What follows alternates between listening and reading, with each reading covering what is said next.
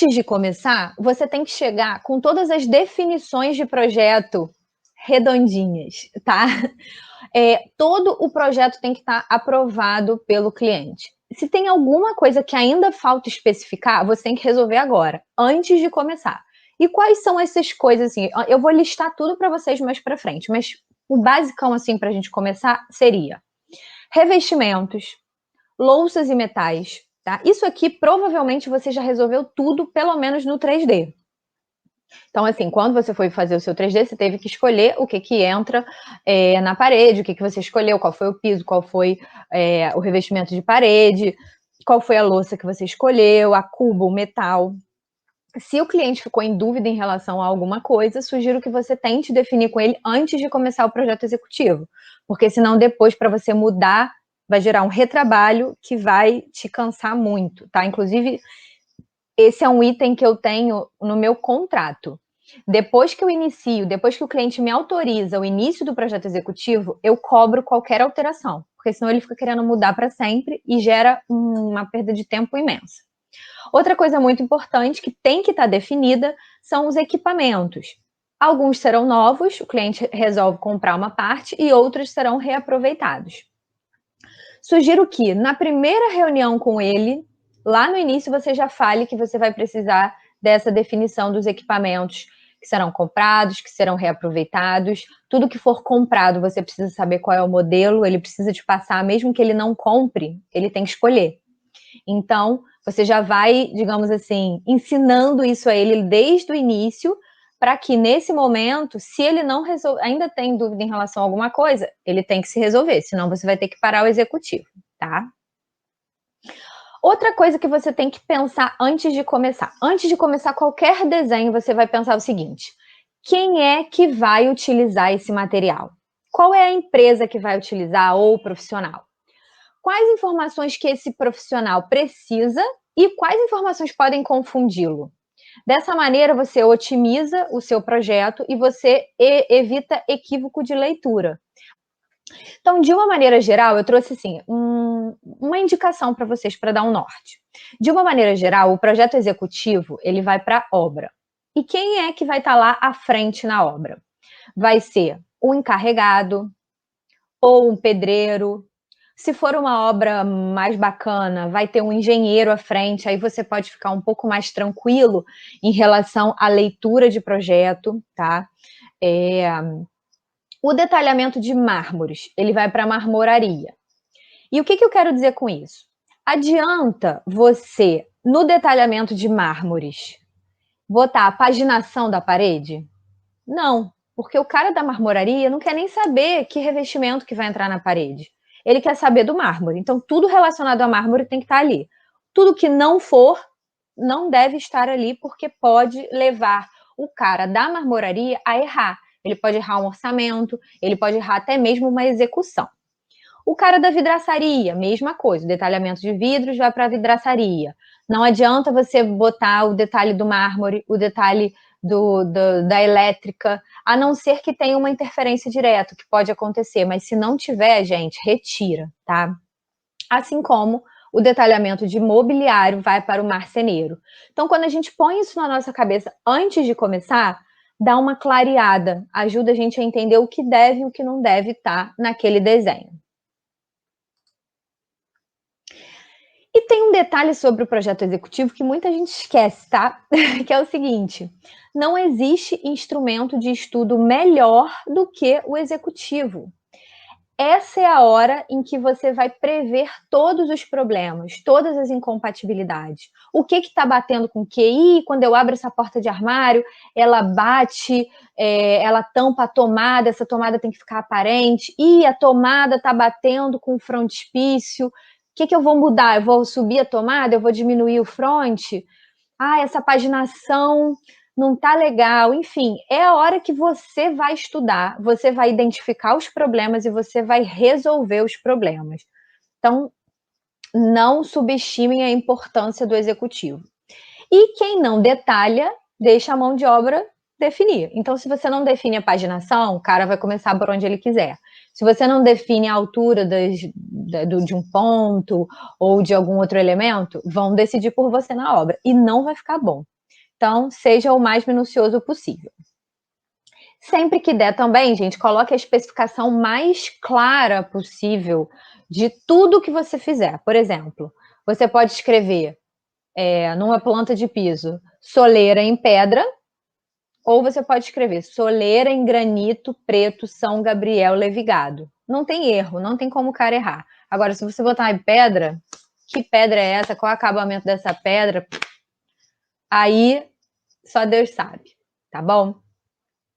E você tem que aprender também como dissecar, como detalhar um cômodo, como detalhar um elemento. Essa regrinha aqui, gente, ela vale para tudo. Se você for detalhar um quarto, se você for detalhar um móvel, se você for detalhar qualquer coisa, um elemento em mármore, você tem que pensar que você sempre precisa de planta, corte e vista. Você precisa de um desenho na horizontal, você precisa de um desenho na vertical que corte esse elemento e um desenho na vertical em que você tenha a vista desse elemento. Isso é o mínimo, tá? No mínimo, eles têm que ter, eles têm que estar na mesma escala, tá? Ah, mas eu preciso fazer 2 cortes para mostrar o meu objeto. Não tem problema nenhum. Eu preciso fazer 3, não tem problema. Um corte é o mínimo. Então, assim, eu sugiro que para projeto executivo esteja no mínimo em 1:25, né, em áreas molhadas. Além disso, você pode puxar detalhes. Ah, aqui eu tenho esse pedacinho que eu queria explicar. E você pode ampliar, botar numa escala de 1:10. Você pode botar perspectiva para ajudar a pessoa que está lendo a entender aquele objeto. Eu estou fazendo muito isso agora em detalhamento de mobiliário e em detalhamento de mármore. Então, além de botar o desenho técnico, lembre-se que a gente não sabe exatamente quem é que está lendo aquilo. Então, eu ponho um 3D ali para o cara poder entender. E isso você pode aplicar a qualquer coisa, tá? Então, planta, corte e vista, regra. E os 3 têm que estar na mesma escala. Não adianta você fazer a planta aqui, aí o corte não coube, né? Adoro isso. O corte não coube na prancha, e aí eu vou mudar ele, vou fazer na escala de 1:50. De jeito nenhum, tá? Planta, corte e vista na mesma escala. O que você faz é mudar o tamanho da prancha. Quem manda é o desenho, tá bom? Aí você vai pensar, pô, mas como é que eu vou fazer isso? Você está aí dizendo que é para eu fazer isso, eu não tenho experiência, como é que eu vou fazer? Bom, eu tenho um monte de argumento aqui para você. Primeiro gente, internet. Imagina como era para os nossos avós. Gente, meus avós eram arquitetos. Eu fico imaginando como que eles projetavam sem ter um Google na vida deles. Então, a gente tem muita coisa na internet. A gente tem muita coisa em redes sociais. A Rebeca está me pedindo para mostrar um detalhamento. Eu vou mostrar ao longo da aula, eu vou mostrar alguns exemplos, tá? A gente tem muita coisa. No Instagram a gente tem muita coisa. Olha só o que eu estou fazendo aqui. Estou dando uma aula para vocês. Então, assim, corram atrás de boas fontes, porque vocês vão encontrar muita coisa. Eu, de vez em quando, pego um detalhe ou outro na internet de alguma coisa que eu tenho uma duvidazinha de como resolver. Você deve procurar estágios e cursos para complementar a sua formação. Você não vai sair 100% da faculdade. Não vai, é impossível. Então, se você não conseguiu estagiar, você deve começar a sua carreira profissional buscando uma parceria, talvez com alguém um pouco mais experiente, que possa te guiar. Tá?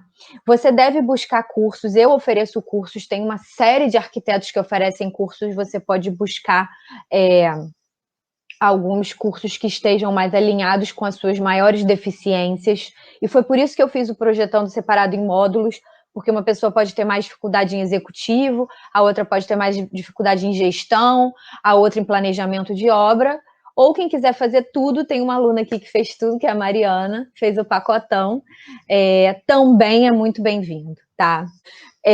Bom, pode ser também que você esteja criando um detalhe, que não existe, que você vai buscar uma referência, mas não tem, porque é algo novo, e isso é maravilhoso, a gente está aqui para isso, para criar. Mas aí você vai ter que pensar, como que eu quero resolver isso? como que eu quero? E você vai ter que tentar resolver por conta própria, tá? Uma dica que eu te dou é, se faltar informação técnica, procure um parceiro profissional que possa te ajudar. Por exemplo, eu quero fazer uma porta de correr, que eu quero saber se o trilho cabe não sei aonde. Gente, eu faço isso até hoje, eu pretendo continuar fazendo. Eu ligo para o marceneiro e falo, olha só, ou para o vidraceiro, se a porta for de vidro, ligo para o profissional da área e falo, olha, eu estou pensando em fazer isso, dá para fazer assim? Cabe aqui? O que você acha? Como é que a gente resolve? Isso é normal. Então, desenvolva boas parcerias para que você possa ter a quem recorrer, tá bom? Nos meus workshops, eu costumo levar os alunos nas lojas justamente porque ajuda. Então, assim, se você tem uma dúvida, é um networking também, né? Você passa a conhecer mais pessoas e passa a saber para quem perguntar, tá bom? Então, isso é muito importante, faça isso dentro da sua cidade. E o segredo para você não esquecer de nada é a organização. Então, é bom que você desenvolva um método pessoal, uma ordem de desenho. Por exemplo, eu vou desenhar primeiro tudo que for de alvenaria, de vedação, depois eu vou botar os pontos de instalações, elétrica, hidráulica, depois eu vou desenhar o mármore, depois louças e metais. Então, você vai desenvolvendo um método seu para que você não erre. Ter um bom checklist, você vai ganhar um excelente checklist hoje. Ter um bom checklist faz com que você possa conferir se você não esqueceu de nada. Com o checklist, você consegue terminar um desenho. Terminei a planta de elétrica. Será que eu esqueci alguma coisa? Você vai lá e olha. Tem que ter isso, isso, isso. Ih, esqueci disso. E aí, você sempre vai conferindo e você sempre vai alterando o seu checklist. Por quê? A gente erra.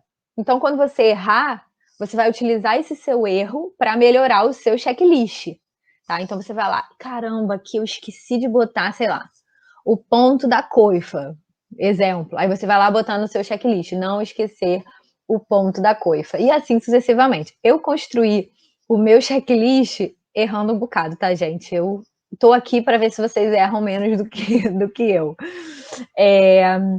E também é muito bom que o seu desenho esteja organizado, que você tenha os layers todos organizados, que você não exploda o bloco, tudo isso faz com que você ganhe tempo e isso te otimiza o seu tempo.